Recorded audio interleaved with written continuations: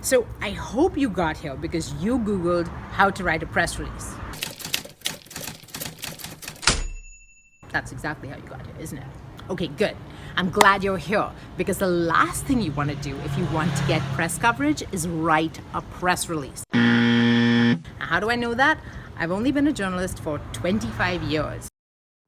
That's right, I started when I was 12. That's when I got my first professional writing gig. I won't bore you with the details. If you're curious about the details, you'll find a link to my bio and my backstory below. But here's the deal. I have spent hours interviewing journalists, producers, big name editors, bloggers, podcasters from around the world to create my program Baby Got Booked. And without question, all of them revile the traditional press release. And here's why. What do you actually know about the press release? Most PR companies can't even answer this question really well. They're like, oh yeah, but that's what you have to put in the 5 W's, right? You've heard that, the 5 W's, the 1 H, who, what, when, where, why, how. And that gives you the basic information, or rather gives the journalist the basic information they need to put together a story. Do you know when the press release was invented? Because it was super innovative back when it was invented by a guy called Ivy Lee.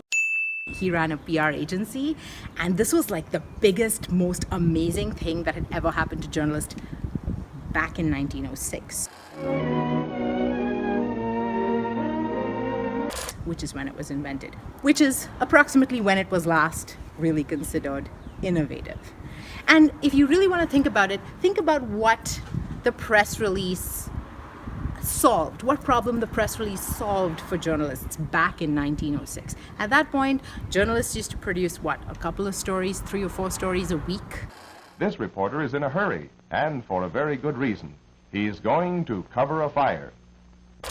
And they would go out there and they would talk to people and they would find the stories. Their problem was they didn't have enough stories to be able to put in the newspapers or on the radio when they needed to.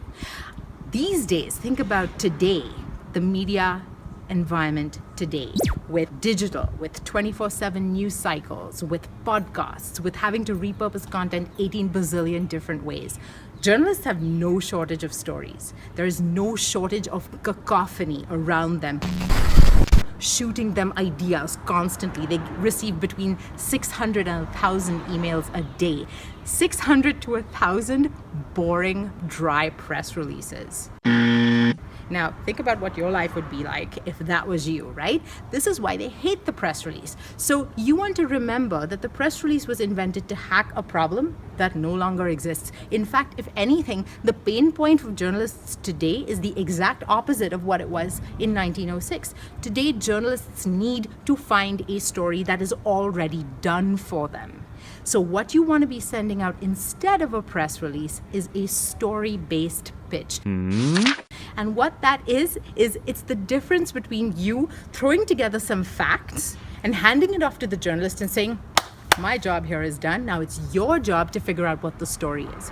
Ain't nobody got time for that, because journalists today are producing 3 or 4 different pieces of content. They're having to chop it up and publish it locally and then for the network and then create a web story about it and put it up on social.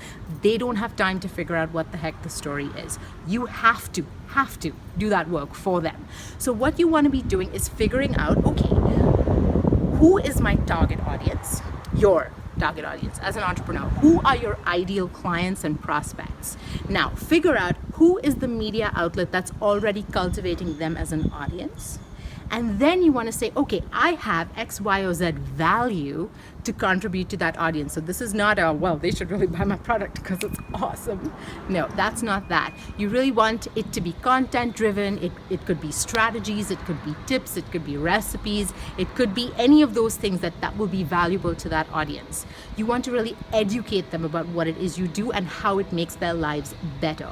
Once you have that, that is your angle, that is your story. And if you want resources and step-by-step guides and templates where I walk you through this entire process for free, there's a link to that down below. We have a 5-day challenge where I literally will take you through the process from understanding what is the media going to actually do for you beyond exposure and credibility. Most people think that that's all the media does for them, and that's just 2 out of 10 potential benefits. You're leaving a lot of money on the table if you don't know about these others. I'm going to walk you through everything from crafting your pitch, finding the right journalists, even if you have no contacts, and figuring out how to monetize the coverage that you get. So if that's something that's of value to you, then check the link down below. It's all free, and I look forward to seeing you in our Facebook group where I can answer your questions and support you as you make this journey.